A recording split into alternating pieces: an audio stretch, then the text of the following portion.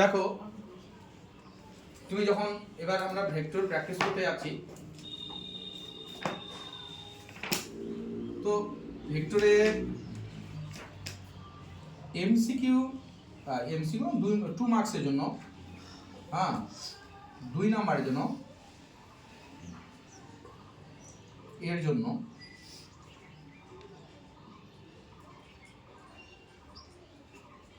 সমরেখ কথাটা মধ্যবর্তী কোণ,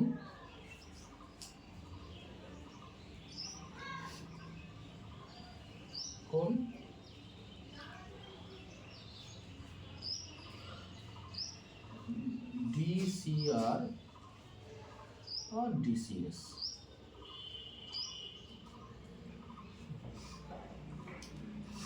এই তিনটাকে কি আমরা টার্গেট করে আগাবো, ঠিক আছে?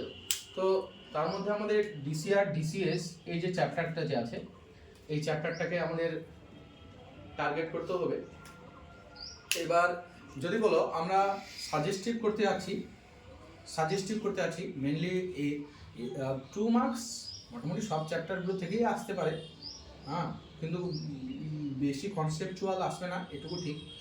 তো তোমরা কি দেখবা না দেখবা, তার মধ্যে ভেক্টরের আমি এটা 2 মার্কসের বললাম, যেটা আমাদের 3 মার্কসের জন্য কিন্তু আমাদের দুটো প্রশ্ন থাকে, ঠিক আছে? তো দুটো প্রশ্ন থাকে, তার জন্য দেখবা কি ভেক্টর গুণ,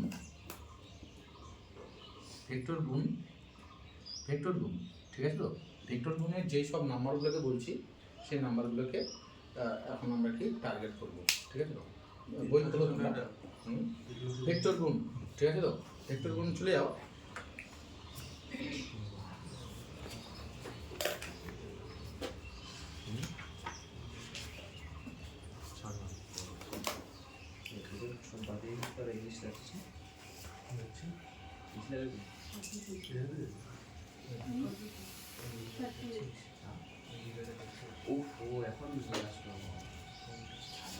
আচ্ছা, লিখবা ভেক্টর গুণ, বেশি কিছু নয়। ভেক্টর গুণ উদাহরণ আগে আমি এক্সাম্পল দিয়ে বলি। এক্সাম্পল 4,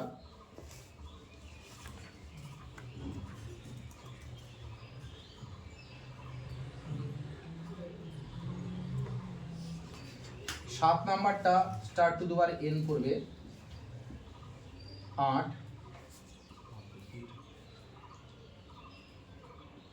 9 একটা স্টার করবে, সব एग्जांपल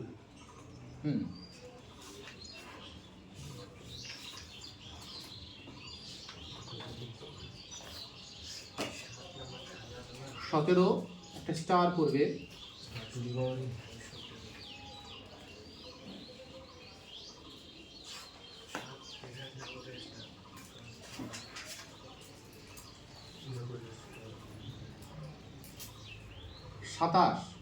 27 এটাকে তুমি ভাববা কি, যদি কোনো কারণে আউট অফ কোশ্চেন করতে চায়, হার্ড টাইপের কোশ্চেন করতে চায়, তখন কি 27কে হার্ড কোশ্চেন করতে গেলে এই 27টাকে তুমি চেক করতে পারো, ঠিক আছে?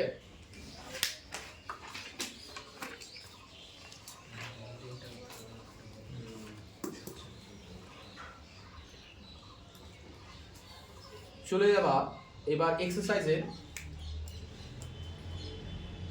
ঠিক আছে? প্রশ্নমালার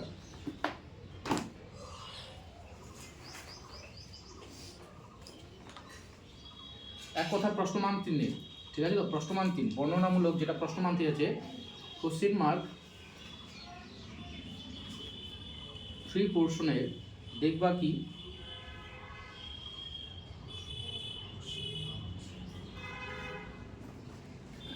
পাঁচের রোমান 2,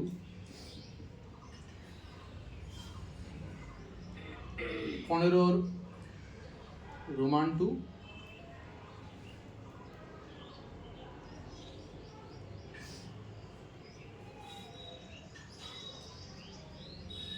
23 থেকে 29।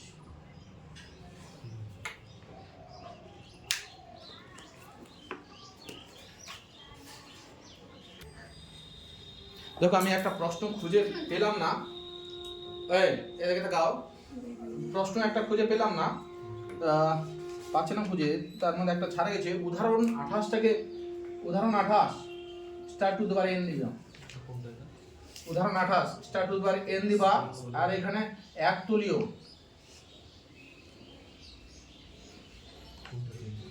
মানে বক্স এবিসি কিছু দেখানো, এটাকে টার্গেট করা, ঠিক আছে তো? মূলত এটার সঙ্গে ডিসি আর ডিসিএস এর রেশিও করা থাকবে, দুটো ভেক্টরকে আমরা দুটো অধ্যায়কে টার্গেট দেবো। আমি প্রথম অধ্যায়টা কিন্তু গেলাম না, ঠিক আছে? মানে প্রথম অধ্যায় বা দ্বিতীয় অধ্যায় এগুলোর যে প্রুফগুলো যে আছে, যেগুলো আমরা উপপাদ্য হিসেবে করেছি, সেই প্রুফগুলো 8% হলেও ওগুলো দেখতে হবে, এক্সাম্পলে আছে, এগুলো আমি আপাতত দাগালাম না। কিন্তু এই অধ্যায়ের সঙ্গে অল্টারনেট হিসেবে থাকবে ডিসি আর ডিসিএস যে অধ্যায়টা আছে সেটা। আমরা একতলিতে আমরা ডিসি আর ডিসিএস অধ্যায়টাতে যাও, ওইখানে আমরা একটা উদাহরণকেই টার্গেট করব।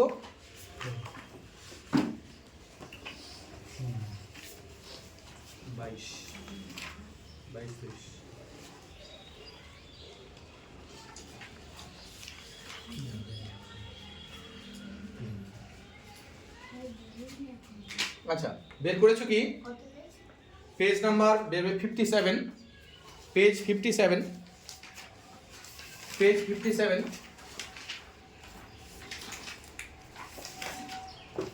3 মার্কসের জন্য এটা ভেক্টর গুণ গেল, আর একটা ডিসিআর আর ডিসিএস যে অধ্যায়টা যে আছে তার মধ্যে এক্সাম্পল কি দেখবা? এক্সাম্পল দুটো যেটা আমাদের করা হয়েছে 20 রোমান 1 রোমান 2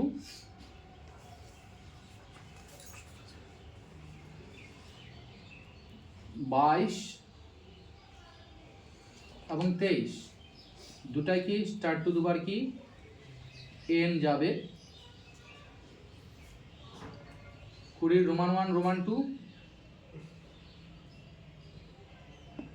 20 রোমান 1 রোমান 2, 22 23 দুটোই স্টার টু দুবার এন যাবে। আর এক্সারসাইজে আসো, প্রশ্নমালায় আসো।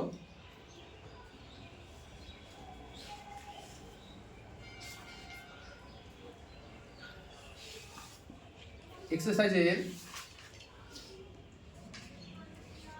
মানে 61 পেজের 61 পেজ, এক্সারসাইজ 61 পেজ, ঠিক আছে তো? এখানকার দেখবা কি প্রশ্নমান লেভেল, যেটা প্রশ্নমান কোশ্চেন মার্কের আমি এগুলো দাগিয়েছি যে আমরা এইটুকু ডিসি আর ডিসিএস এটা দেখবো, তবুও 13 নাম্বারটাকে না দাগালেও নয়।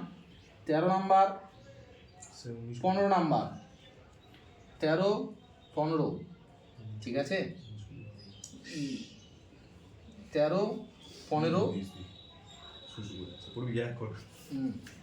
আর প্রশ্নমান কোশ্চেন মার্ক 3-এর আমার লাগবে, কোশ্চেন মার্ক 3-এর 19 20, যেটা ওই অঙ্কটারই অংশ, এইটা একই অঙ্ক, ঠিক আছে তো? একই অঙ্ক, সেজন্য ওই একই জিনিস, এটা 4টা ভাববা না যে এখানকার দুটো 4টা নয়, এটা একটাই অঙ্ক, ঠিক আছে? 19 20 আর